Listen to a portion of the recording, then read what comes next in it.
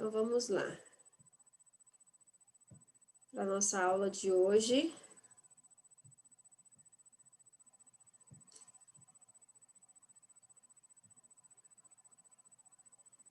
Então, o tema da nossa aula de hoje é a capacidade de movimento rudimentar, tá?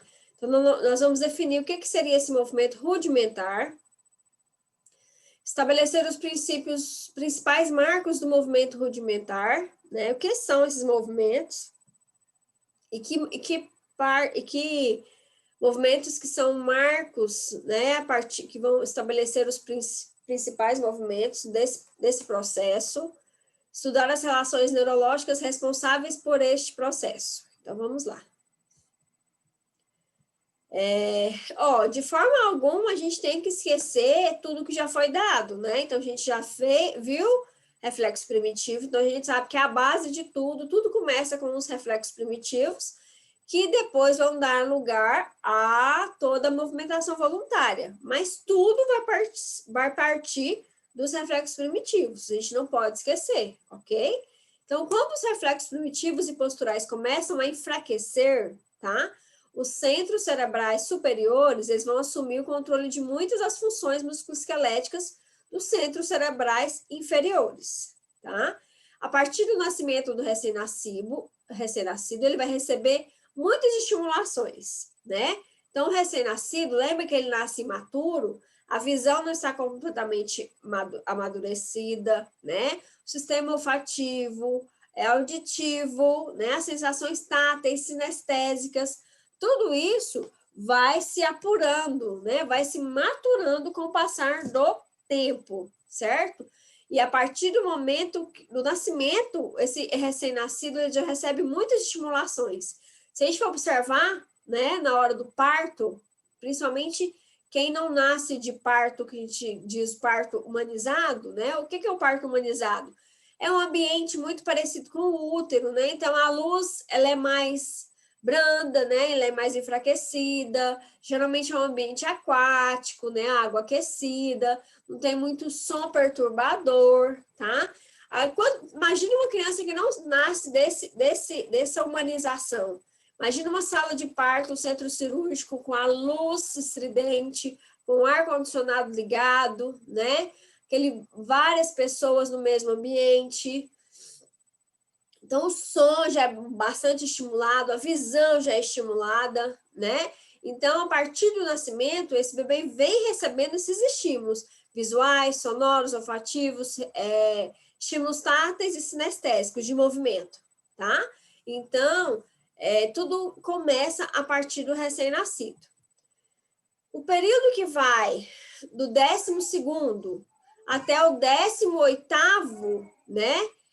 Então, do 12º ao 18º e do 24º ao 24º mês, então, quando ele completa 12 meses até 18. E quando ele completa 2 anos, vai representar um tempo para a prática do domínio de muitas tarefas rudimentares, tá?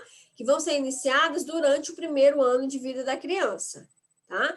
Então, esse é o período que a gente fala que vai ser o período que vai compreender esse período rudimentar, tá? Então, o que a gente entende por rudimentar? Então, é uma atividade mais grosseira, uma atividade que não engloba muita coordenação, tá? Então, o período que compreende essas capacidades rudimentares é esse período, que vai do 12º mês até o 18, tá? E até o 24º mês, que vai representar esse tempo para a prática, esse domínio dessas atividades rudimentares. Então, o que seriam essas atividades rudimentares? Primeiro, a gente tem que lembrar que o início do desenvolvimento maturo, ele não se deve apenas à maturação neurológica, tá? Mas também é um sistema de auto-organização que envolve a tarefa, o ambiente e o indivíduo, né? Então, vai envolver uma tarefa, o ambiente e o indivíduo. Lembra que Piaget que trouxe para nós a importância da mãe, né? A importância da mãe como estímulo presente na vida da criança. Então, é a mãe que conversa, a mãe que que na hora do banho fala as partes do corpo, é a mãe que toca, tá? Então, a partir da mãe, essa criança ela tende a receber bastante estímulos ricos e estímulos importantes para o seu desenvolvimento, né? Então, o desenvolvimento motor ele não vai acontecer só apenas pela maturação neurológica, mas sim pela série de estímulos que essa criança vai receber a partir do seu nascimento, tá? Então, tudo isso é um sistema que tem que envolver a tarefa que a criança vai receber, o ambiente rico em estímulos e o próprio indivíduo, tá? Então, as habilidades motoras rudimentares do bebê são componentes indispensáveis para o desenvolvimento mais extenso das habilidades motoras fundamentais, certo? No início da infância e também das habilidades motoras especializadas da infância posterior, além dessa.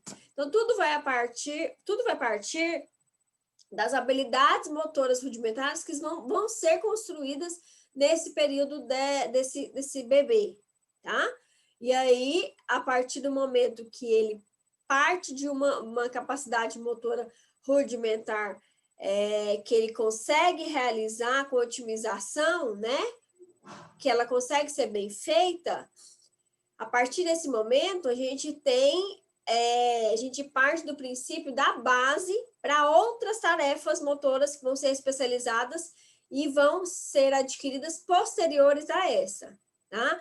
Então, tudo é um reflexo da auto-organização, tá? Tudo isso são processos neurológicos, são processos que vão depender não só da maturação, né? Da saúde, do desenvolvimento motor do cérebro, mas de quanto estímulo esse indivíduo é capaz de absorver desse ambiente que ele está. Então, após que a criança nasce, após o nascimento, o bebê vai passar a interagir com o meio ambiente, né? Ele vai lutar contra certas leis da física que vão restringir seus movimentos. Então, por exemplo, ele vai lutar o tempo todo contra a gravidade, tá? A gravidade vai ser o alicerce, vai ser o estímulo que ele vai ter que vencer, né? A partir do momento que ele tem força para vencer a gravidade, tanto de extensão de cabeça, quanto de sentar, quanto do ficar de pé, ele vai interagir com o ambiente, né? Isso vai ser um marco de resistência para ele, que ele tem que vencer. Então, essa luta é necessária para que esse bebê possa viver neste meio e interagir de forma mais efetiva e eficiente com o mundo, né? Então, a partir do momento que se oferece a gravidade, oferece essa resistência, ele vai tendo o quê? Maior força muscular para conseguir essa maturação musculoesquelética e conseguir toda essa movimentação rudimentar que ele vem a ter, tá?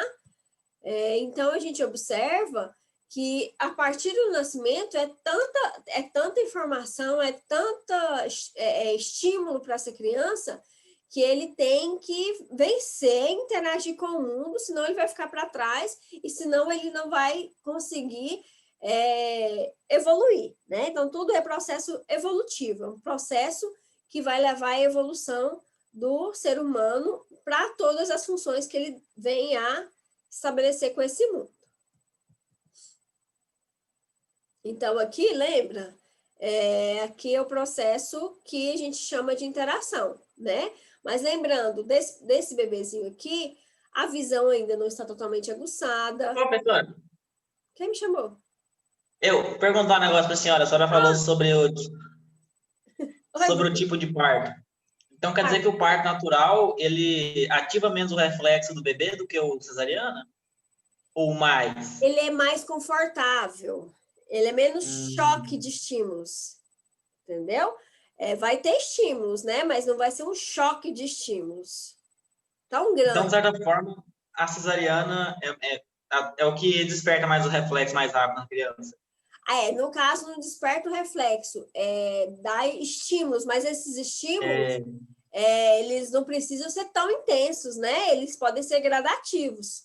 Agora, a partir do momento que ele vem aquela luz intensa, e aí vem o choro, e aí vem, entendeu? Às vezes se torna um ambiente estressante para aquela criança, mas não deixa de estimular. Mas o interessante é estimular de acordo com o que ele vai evoluindo, né? Então, de acordo com a evolução, é melhor evoluir de forma progressiva do que estar, né, de uma vez só. Entendeu, Bruno? Por isso que se fala tanto da saúde, do respeitar o fisiológico, do parto humanizado, porque vai respeitar o tempo do bebê, né? Ele vai sentir o cheiro da mãe de forma mais agradável, né? A luz não vai incomodar tanto a visão, tanto é que a visão não está pronta para receber aquela quantidade de luz, entendeu? Então, por isso que pode ser uma luz mais baixa, certo? Certo.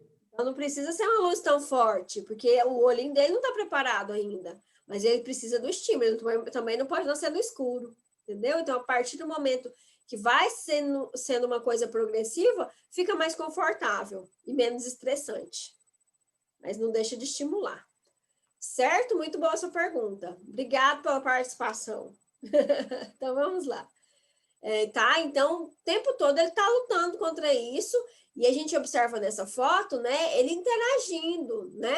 A visão aqui não está totalmente eficiente, mas ele usou o reflexo para levar a mão da mãe até a boca, né? Então, ele está interagindo ainda meio que por reflexo, mas a partir do momento que ele interage e gosta do resultado da interação, ele tende a repetir, e aquilo fica gravado, ok? Então, a criança, ele precisa interagir e o mundo precisa oferecer para ele esses estímulos. Porque se a gente for pensar numa criança, né? Uma criança que nasce com... Aqui a gente está falando tudo do normal, né? Então, é normal, o reflexo é tudo normal. Agora, a criança que já nasce com alguma lesão neurológica, né? E ainda é privada, né? Então, é colocado como se fosse numa bolha protetora, uma bolha como se a mãe tivesse medo de tudo. Isso vai ser bom ou isso vai ser ruim para o desenvolvimento dessa criança? Vamos pensar. Vocês acham, né? Ele nasceu com a lesão neurológica, então ele vai ter mais dificuldade, os reflexos vão demorar mais a sair, ele vai ter mais dificuldade de adquirir o controle motor voluntário. Vocês acham que ele deve ser restrito a esses estímulos? Ou vocês acham que eles devem vivenciar, falando de um processo de perturbação neurológica, de lesão neurológica? O que vocês acham? Quem me ajuda? É isso que a gente tudo está falando, que recebe estímulo, que deve dar estímulo, é para o bebê normal. E o bebê que nasce com lesão, vocês acham que ele deve ser protegido, né? Ficar tipo numa bolha protetora, para não atrapalhar a lesão? O que vocês acham? Quem me ajuda? Olha, professora, eu nunca vi nenhum bebê com esse tipo de problema, não, mas eu imagino que Paralisia cerebral. ninguém deve... Então, paralisia cerebral, eu vejo que as pessoas movimentam e tal, a pessoa não dá muita atenção, né? O bebê não dá muita atenção. Paralisia eu já vi. Mas a partir do momento que a gente viu tudo que você entendeu até agora de psicomotor, Thiago, você acha que o bebezinho ele deve ser protegido e não receber estímulo? Ou ele deve ser também oferecido estímulo a esse bebê? Como se fosse o normal? O que você acha? Ou não? Ele deve ser privado porque ele não tem a capacidade de interagir? O que vocês acham? Me ajuda. Eu acho que tem que estimular, professora. Né? Porque a Renata fala, tem o passivo e o ativo, né? Então, no caso, tinha que estimular para ele ter alguma reação. Então, no caso do bebê que sofreu algum distúrbio, alguma perturbação neurológica, ele deve ser muito mais estimulado que o bebê normal, tá? Porque as vias dele estão ali, né? A gente vai ver mais à frente a questão da plasticidade, né? Das vias colaterais que se formam próximos à lesão. Então, o bebê ele tem que receber muito mais estímulos, mas o que ocorre é que a mãe que recebe essa criança, né? Recebe o diagnóstico dessa criança, ela cerca-o de tanta proteção que acaba que aquela proteção limita muito a criança e ele não consegue o tanto desenvolvimento que ele deveria conseguir pelo medo da mãe de agravar ou dele não conseguir se frustrar perante aquela lesão, né? Então, o que acontece é a má informação da família, né? Então, qualquer que seja a perturbação neurológica que aquela criança sofreu, ele deve sim receber estímulos, né? Estímulos apropriados, né? Estímulos que vão estar propiciando, né? Essas características, quando a gente fala de apreciando, ele tem que vivenciar, né? Ele tem que vivenciar todos os estímulos como se fosse um bebê normal, vai precisar até mais de vivência. Ele precisa formar essa rede colateral de estímulo, né? Então, o que a gente observa é que as mães são despreparadas, quando recebe o diagnóstico de alguma lesão, ela se cerca no mundinho dela, tem medo de procurar ajuda, e acaba que a criança fica com mais atraso ainda, e não só pela falta de maturação, que vocês viram que o desenvolvimento não depende tanto só da maturação, e sim do estímulo que o ambiente oferece, né? Então, não é só a maturação neurológica que vai indicar se a criança vai ser normal, se ela vai adquirir os marcos normais no tempo certo. Não, é o estímulo que aquela criança oferece, tá? A gente observa que tem pesquisas que informam que o primeiro filho, às vezes, ele demora mais a andar do que o segundo. Mas é por quê? Porque o primeiro filho, geralmente, ele é cercado de maiores cuidados, né? Não pode descer no chão, não pode ficar descalço, não pode ajoelhar sem proteção, né? Então, ele acaba que ele acontece um atraso motor no desenvolvimento dele, né? O segundo filho já não, a mãe já está mais sem tempo, a mãe já não tem tanta preocupação, então acaba que o segundo desenvolve mais rápido. Mas por quê? Tem mais vivência de estímulos, tá? Então, isso é muito importante. Nós, como profissionais que vamos estimular essas crianças, ter essa visão, que a família ela deve ser orientada, tá? Então, voltando aqui no nosso processo rudimentar. Então, para que essa interação ocorra, né, de forma otimizada, é necessário que o bebê domine essas 3 categorias básicas de movimento. Então, ele precisa, se tratando de movimentos rudimentares, ele precisa de uma estabilidade, ele precisa de uma locomoção e ele precisa de manipulação, tá? A partir do momento que ele tem estabilidade, locomoção e manipulação, ele conseguiu suas capacidades rudimentares, tá? E quando a gente fala de estabilidade, o que a gente pensa em estabilidade? Então, a estabilidade, né, ela é a primeira categoria básica que deve ser dominada pelo bebê para sua sobrevivência. Lembra o processo do sentar, né? Se a criança senta, mas não tem equilíbrio, né? O que é essa falta de equilíbrio? Não tem estabilidade, né? Ele não fica estável na posição. Ele não vai ter atenção para manusear algo, para entender que o objeto encaixa no outro, para manipular, tá? Então, ele precisa, primeiro de tudo, da estabilidade. A partir do momento que ele se estabiliza naquela posição escolhida, sendo que ele pode ter estabilidade na posição de 4, sendo que ele pode ter estabilidade na posição de prono, estabilidade no ficar de pé, estabilidade no sentar, tá? Então, ele precisa dessa estabilidade, que é a primeira categoria básica, para ser dominada pelo bebê para sua sobrevivência, para o seu desenvolvimento, tá? Então, essa estabilidade vai consistir de uma constante luta do bebê contra a força de gravidade, né? Com o intuito de atingir o quê? Atingir e manter uma postura ereta. Sendo sentado, ou seja, de pé, tem que manter uma postura ereta, tá? Essa sequência ela vai se iniciar pela obtenção de controle sobre a cabeça e o pescoço. Tá vendo que tudo parte do controle do pescoço, do controle da cabeça sobre o pescoço? Tudo parte da extensão cervical, gente, né? Tudo vai partir. Não existe sentar sem ter controle cervical. Não existe ficar de pé sem ter controle cervical, tá? Então, isso é uma estabilidade, tá? Tudo isso vai partir para uma estabilidade total, tá? Então, essa sequência que se inicia da obtenção de controle sobre a cabeça e o pescoço, continua para baixo em direção ao tronco e às pernas, lembra? Né? Desenvolvimento céfalo-caudal. Continua a mesma forma, desenvolvimento céfalo-caudal. Ganha estabilidade de pescoço, estabilidade de tronco, estabilidade de quadril, estabilidade de joelho, estabilidade de tornozelo, para ficar de pé, tá? Então, o primeiro marco a primeira categoria básica é a estabilidade. Locomoção, né? A gente não pode pensar só em locomoção como se fosse marcha. Não.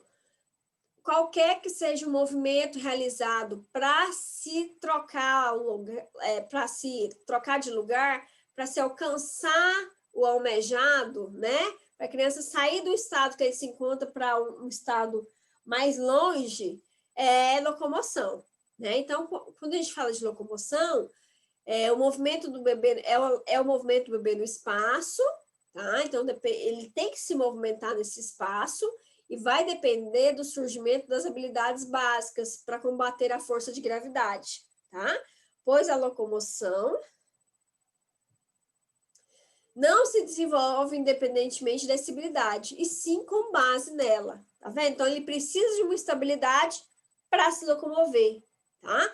A locomoção não se desenvolve independentemente, e sim com base na estabilidade. O desenvolvimento da locomoção está diretamente relacionado com a habilidade do bebê em posicionar-se de forma equilibrada no espaço. E começa da seguinte forma: rastejar, engatinhar e caminhar. Tá? Então, são marcos. Tem que lembrar, tá? Tudo começa a partir da estabilidade da cabeça sobre o pescoço, extensão cervical, tá? E a locomoção vai partir do rastejar, para o engatinhar, para o caminhar, tá? Então, os marcos da locomoção são esses: rastejar, engatinhar e caminhar.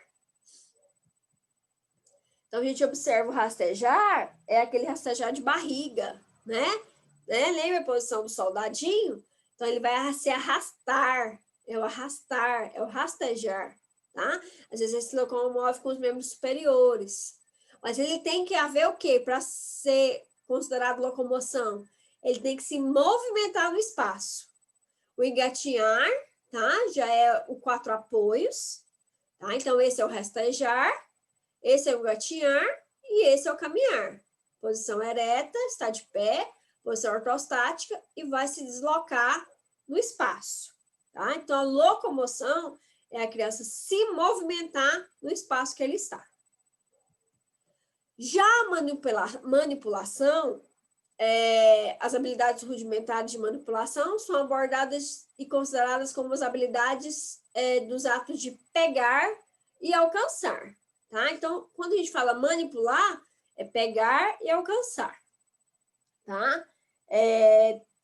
A gente observa isso e tem alguns aspectos básicos que a gente tem que considerar a partir das manipulações. Então, por exemplo, primeiro seria o alcançar, o segundo seria o segurar e o terceiro, soltar o objeto, tá? O movimento de alcançar, ele é subdividido em 3 etapas. Então, primeiro ele vai olhar, né? Ele vai fazer o alcance globular ineficaz, tá? Que vai ocorrer entre o primeiro e o terceiro mês. Por quê? Porque a visão ainda não está madura, ela vai ficar madura lá pelos 7 anos de vida, totalmente madura, parecido com a visão do adulto, tá? Então, primeiro ele vai fazer o alcance globular ineficaz, tá? Que vai ocorrer entre o primeiro e o terceiro mês. Não vão produzir movimentos direcionados ao alcançar, então primeiro ele só vai olhar, vai só visualizar, tá? E realizar movimentos de envolvimento globular em direção ao objeto. Então, ele olha para o objeto. No segundo, ele vai partir para o alcance de procura, tá? Definido. E vai ocorrer por volta do 4º mês, sendo que o bebê começa a realizar alguns ajustes manuais e visuais. Então, ele tem que olhar e ir com a mão, tá? Ele faz ajuste visual e manual. E para ter o primeiro contato com esse objeto. Na terceira etapa, ele alcança, controlada, tá? A partir do 6º mês. E nessa etapa, o bebê já é capaz de alcançar, fazer contato tátil com o objeto do ambiente, tá? Então, na primeira fase, ele só alcança com os olhos, né? Ele olha, ele vê, mas ele não vê de forma concreta, tá? Porque ainda não está matura a visão. Depois, ele vai fazer o alcance, ele olha, faz o alcance visual e o alcance de procura. e depois ele consegue fazer o contato, alcançar o contato tátil com o objeto do ambiente. E isso só vai ocorrer a partir do 6º mês, tá? 6º mês de vida. Ele consegue realmente fazer o contato tátil com esse objeto. Sendo isso, a gente tem que observar alguns tipos de pressão, de pegadura, de manipulação, tá? Então, quando a gente fala em pegadura, né, seria o ato de pegar, tá? Então, o número 1 seria a pegadura reflexiva, que vai ocorrer ao nascimento. Pegadura reflexiva. Qual reflexo representa a pegadura reflexiva? Vamos lá, quem me ajuda? Qual reflexo que representa a pegadura reflexiva? Ninguém? Ninguém vai me ajudar? O plantar, professora? Quase, palmar, Tiago. Obrigada pela ajuda. O palmar, né? Pegadura reflexiva, que vai ocorrer ao nascimento, tá? Depois, ele vai passar pela pegadura voluntária, tá? Que vai ocorrer por volta do 3º mês. Que ele vai pegar, vai deixar de ser o reflexo, né? Porque quando a gente fala que é o reflexo, tudo que se aproximar, ele vai agarrar. A partir do 3º mês, vai ser a pegadura voluntária. Ele pega porque ele quer, tá? A terceira, que é a pegadura palmar, com as 2 mãos, vai ocorrer por volta do 3º mês. Então, ele vai pegar com as 2 mãozinhas. Ele não tem habilidade de pegar só unilateral. Ele pega com as 2 mãos. A quarta pegadura seria a pegadura palmar com uma mão, tá? Então, a partir do 5º mês, ele consegue pegar o objeto só com uma mão. A quinta seria a pegadura de pinça, tá? Que ocorre por volta do 9º mês. Pegadura de pinça é esse aqui, ó. Tá? Ó, peguei com a pinça, tá? Faço isso aqui, peguei com a pinça. Que vai ocorrer só por volta do 9º mês. A pegadura controlada, que vai ocorrer por volta do 14º mês. Então, ele tem esse aqui, ó. Ele pega, ele não exibe tanta força, ele não manda tanta força nessa pegadura. Ela é mais controlada, tá? Os movimentos são mais finos, tá? Não consegue escrever ainda, mas a pegadura é mais controlada, não é tanta força que ele coloca para segurar a pinça. E o 7º, que seria o ato de comer sem ajuda, tá? Então, ele consegue fazer a pinça, ele tem a pegadura controlada e ele já faz a AVD. Ele vai fazer o ato do comer sem ajuda, que vai ocorrer lá por volta do 18º mês de vida da criança, tá? Então, ele faz a ação, certo? Ele faz a pegadura controlada e ele consegue elaborar uma AVD. Então, a manipulação se baseia nisso que eu falei para vocês, todas essas pegaduras. Eu vou parar nesse quadro aqui, porque meu tempo vai fechar, mas antes eu vou fazer uma chamadinha para ver quem está por aí. Ele deve receber um estímulo mais brando. Então, vamos lá. O Adão, tá aí? Não tá, não. Ana Carolina Veiga. Não tá, não.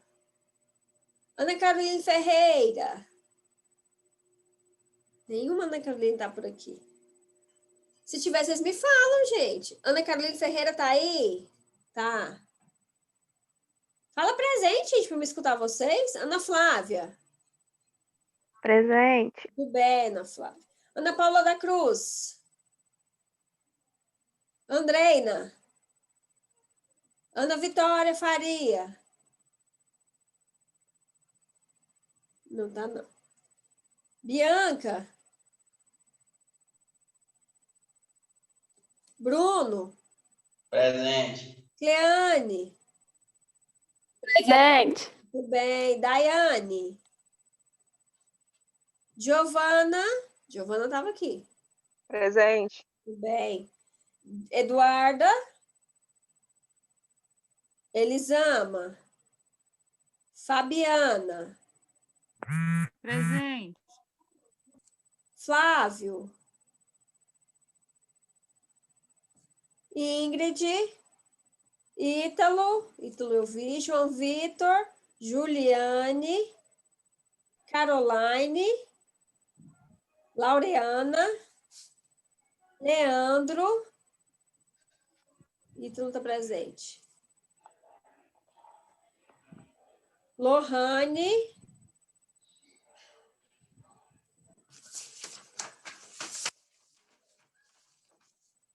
Luciano, Ludmila, Mariana, Matheus, Maísa, Micaela,